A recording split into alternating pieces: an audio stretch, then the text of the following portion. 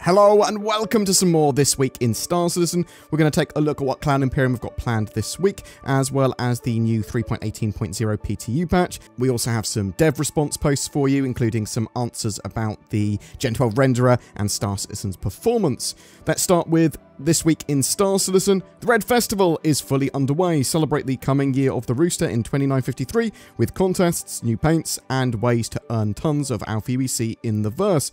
Plus, the Ninetales are back in Crusader space, and the Civil Defense Force needs your help propelling the Siege of Orizon in the return of this dynamic event. For all the details, head over to the Lunar New Year landing page. There's also a few little gifts you can get with some wooden roosters on that page. Just go over to the link there and put in the Good Fortune code. And if you log in during the Lunar Festival, then you'll also be given a rooster envelope as flair. That will persist beyond the 3.18 wipe because we're getting a full wipe with Alpha 3.18. Anyway, this past weekend, the filthiest race in the verse kicked off their 4th annual event, the Daymar Rally, the largest in-game community organised racing event. This year was the biggest one yet, with over 1,000 people taking part, including racers, security teams, refuelers, and support staff. We'll know the results of the race soon, but we wanted to shout out everyone at Atmo Esports for putting on the event every year, the amazing commentators, all the participants, and the thousands of you that tuned in to watch the whole broadcast. On the Alpha 3.18 front, our team is laser focused on getting the PTU to a wider audience ahead of a live release as quickly as possible. We'll have more updates very soon. Now, let's look what we've got this week. Later Tuesday, we've got a lore post titled Rise of the Red Festival, originally appearing in Jump Point 10.1. This portfolio is a look at how the discovery of the Davian system helped launch a holiday focused on Earth's lunisolar cycle into the stars. On Wednesday, they're going to be reposting the Squadron 42 monthly report newsletter as a comlink. Inside Star Citizen returns this Thursday with the Turbulent Environment folks from their Montreal studio discussing new derelict locations coming to Star Citizen Alpha 3.19. So they have started that new cycle, starting to talk about that next major patch after 3.18. Plus a check-in with the current progress on the upcoming Lorville landing zone redux. So we know Lorville 2.0 is sort of like doubling in size at least. First seen at last year's CitizenCon 2952. Lorville 2.0, yeah, really looking forward to that. This Friday, we have Star Citizen Live returning with special guests, live game director Todd Pappy and development director Guillaume Vogel to talk all about Alpha 3.18. That's going to be at 5 PM UTC on the Star Citizen Twitch page. They're also going to be opening a question thread on Spectrum for that episode, so make sure you get your questions in there. It is genuinely great to see that Cloud Imperium are finally back to having Inside Star Citizen and Star Citizen Live episodes out. They are now back in full swing. We are going to have to wait until the 8th of February for that big roadmap update, though, so that should give us a lot of context for what Cloud Imperium are going to be working on for the rest of the year. What's happening with 3.19? Is 4.0 viable? Let's take a look at Star Citizen Alpha 3.18.0, the latest PTU there. The alphabet has run out of letters, so now it's just a massive numbers denoting the true identity of this patch, but it's still Wave 1, and on the US and EU servers, it has changed and fixed quite a bit though, so let's go through this. Reinforcement updates. They've added a workaround to check to see if reinforcements do not leave their ships, and then they will only be counted towards the hostiles remaining if they've actually left their ship, because otherwise missions were becoming sort of incompletable. The Vehicle Manager app, seen an update. Players will need to unequip items from their previous ship to equip them onto a new ship. The UI isn't completely updated to show this, but more updates will come in future builds. There's been some updates to the Platinum Bay shopping kiosks as well. Fix-wise, they have addressed many issues. Bounties on escapees were persisting, even after they had cleared their crime stat. That's been solved. Racing missions weren't appearing on the contract manager. The mining extraction rate had issues. Changes to loadouts weren't able to be saved. Mobiglass exit button X was incorrectly scaled. The target for eliminate a specific target scenario was not spawning on Caterpillar derelicts properly. The turret interiors on the Cutlass series had Viz area issues. Delivery missions for Yella didn't progress properly. The contraband door at Security Post Korea wasn't opening. There were missing multifunction displays in cockpits of the Asperia Glaive.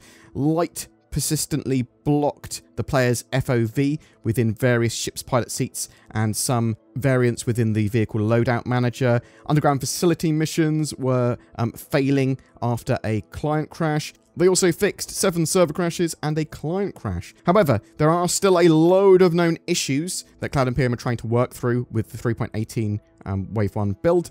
Let me highlight the most egregious ones for you. Cargo is invisible in multiple ships. The elevators and trams are jittery during transit of player characters. When flying near other ships, you can bump into invisible boxes, which sort of kick you around, whether that's the ship you're hitting or some sort of desynced item or something, I don't know. Fully loaded C2s, so Hercules C2s, when they land or get near Area 18, they cause very slow frame rates or crashes.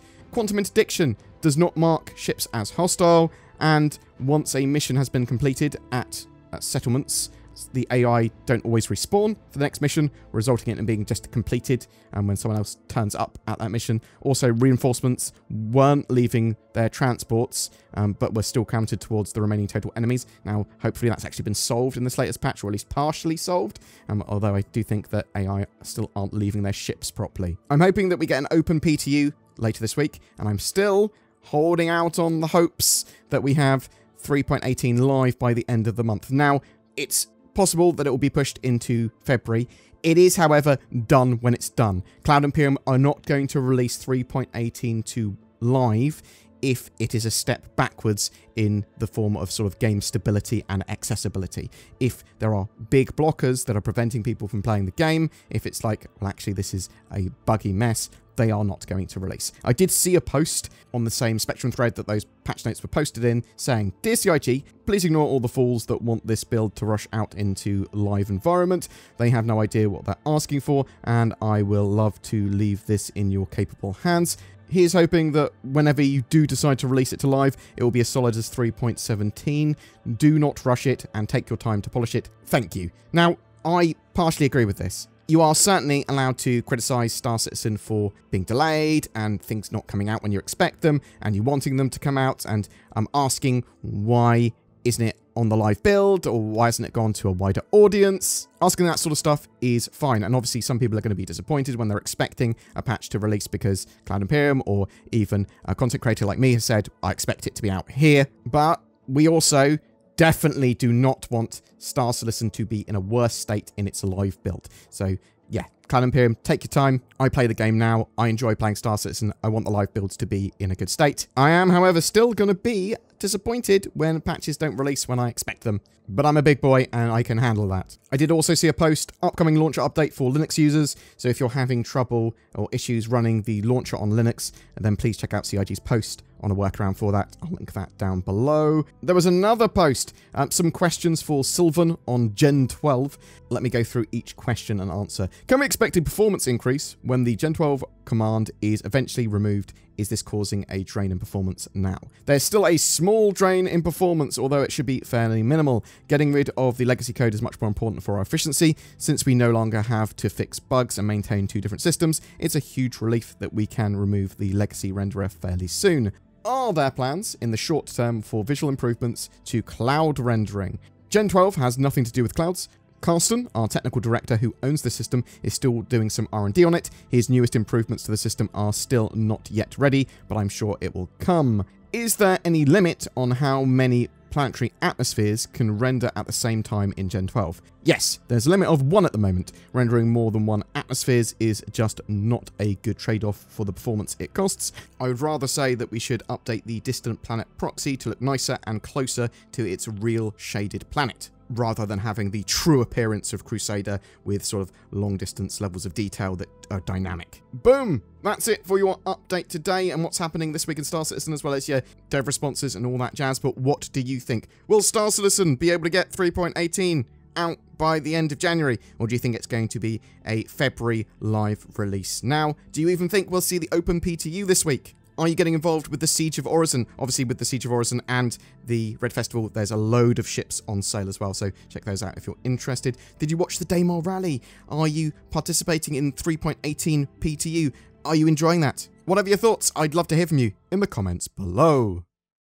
It's a new year, time for resolutions, a brighter future. I'll make myself better each day. Or I could just stay at home and play computer games.